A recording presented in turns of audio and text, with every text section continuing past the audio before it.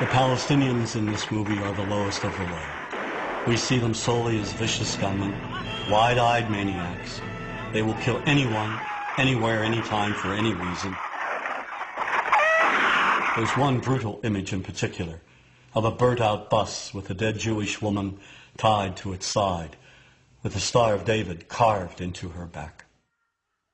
And when the Palestinians finally speak, they mock and psychologically terrorize another woman trapped in a bus.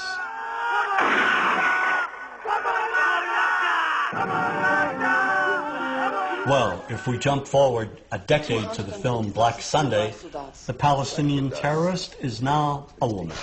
Striking where it hurts them most, where they feel most at home. She flies the Goodyear blimp into a Miami stadium and tries to wipe out 80,000 Americans at the Super Bowl. She cold-bloodedly eliminates anyone in her path.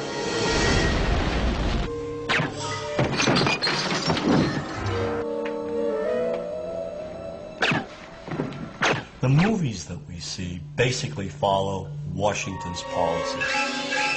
It's reflected in the cinema over and over again, particularly during the 1980s and the 90s, where you had perhaps 30 films which showed Palestinians as a people who were intent on injuring all Americans. How may we help you, Jad?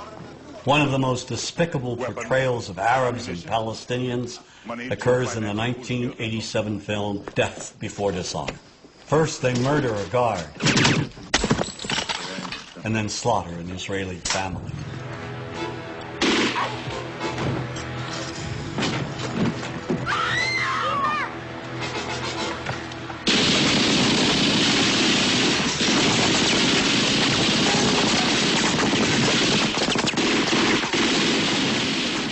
They kidnap and torture an American Marine, and in cold blood execute another.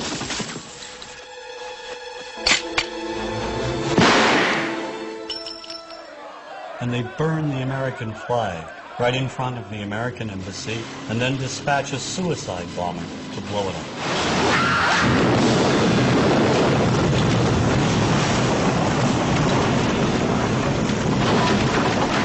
One reason we've not been allowed to empathize with any Palestinian on the silver screen is due to two Israeli producers, Menachem Golan and Yoram Globus. These two filmmakers created an American company called Canon, and they released, in a period of 20 years, at least 30 films which vilify all things Arab, particularly Palestinians. They even came out with a film called Hell Squad, showing Vegas showgirls trouncing Arabs in the middle of the desert.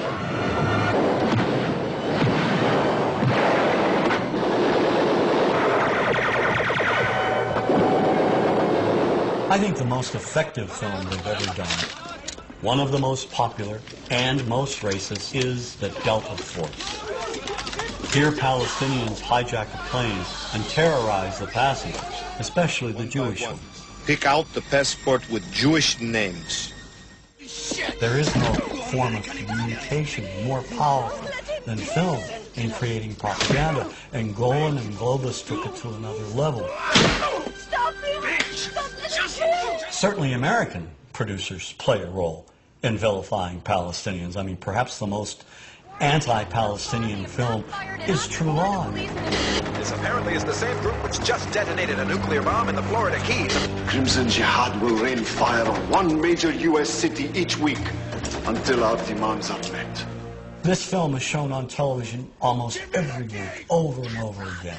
It is part of our visual heritage. Give me the key! Come on, child! You don't want to die, do you? Give me the key! And you won't get hurt!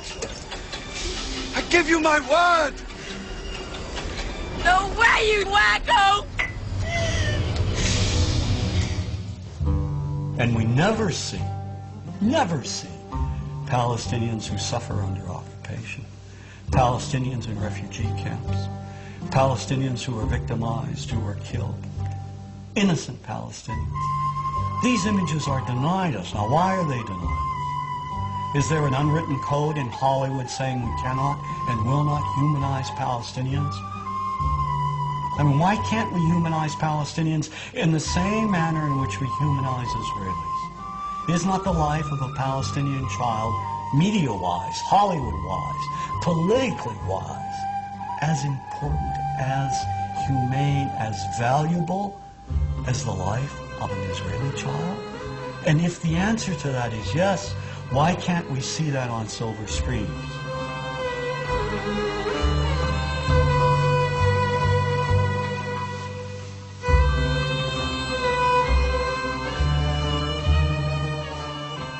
To solidify Washington's connection with Hollywood, simply look at the films produced in cooperation with the Department of Defense, showing our men and women in the armed forces killing Arabs at random. Like Iron Eagle, where a teenager goes over and bombs up an Arab country. You know, just learns how to fly a jet overnight.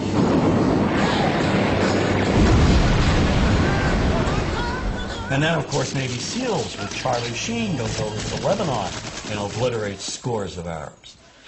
All right, Chief. Let's go tag him and bag him.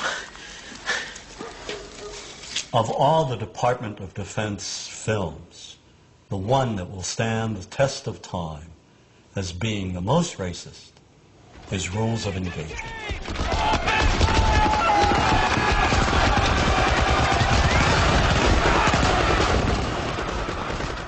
The film was written by former Secretary of the Navy, James Webb. The action takes place in Yemen, a real country in the Middle East. There are violent demonstrations at the American Embassy, and the Marines, led by Samuel L. Jackson, they're called in to evacuate the American employees. And as they try to do so, the Marines open fire on the crowd and kill scores of Yemenis, including women and children.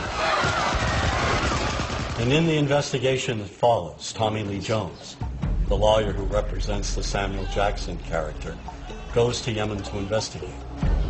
The movie leads us to believe what seems obvious, that the Marines committed this atrocity. Armed American Marines, they were shooting at his people. They were just trying to defend themselves. During his investigation, Jones's character sees a little girl with only one leg. He follows her, comes upon a hospital ward full of civilian victims. He finds an audio tape by the bed of one of the victims. And when the tape gets translated in court, we immediately begin changing our minds about who is responsible for this massacre. To kill Americans and their allies, both civil and military, is duty of every Muslim who is able. We discover that the Yemeni civilians aren't so innocent after all. It turns out they fired on the Marines first. And in a moment that will live in Hollywood infamy, we suddenly learned that the little girl we've been sympathizing with, the very girl whose humanity and innocence may have broken down our stereotypes, well, she's no better than those other Yemeni terrorists. As a result, when Samuel L. Jackson delivers the key line, "Where's the motherfuckers?" we're now on his side.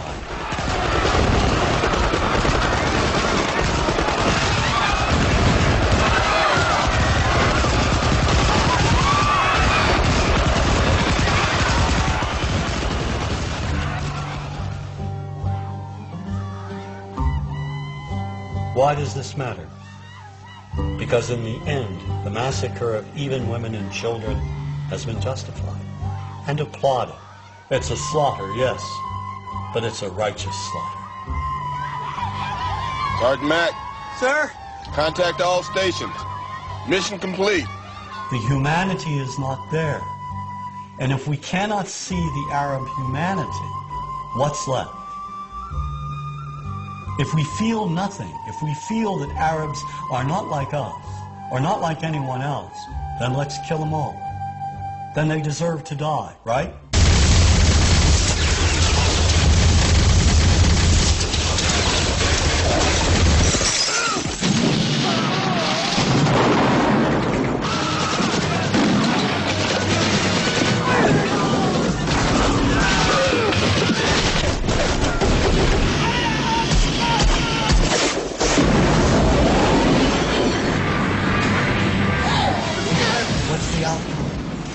What do Arabs think of us that see these movies?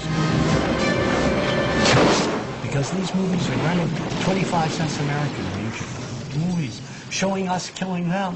What do they walk away with? Does this bring us closer together? Does this advance peace, or does it separate us? You're fired.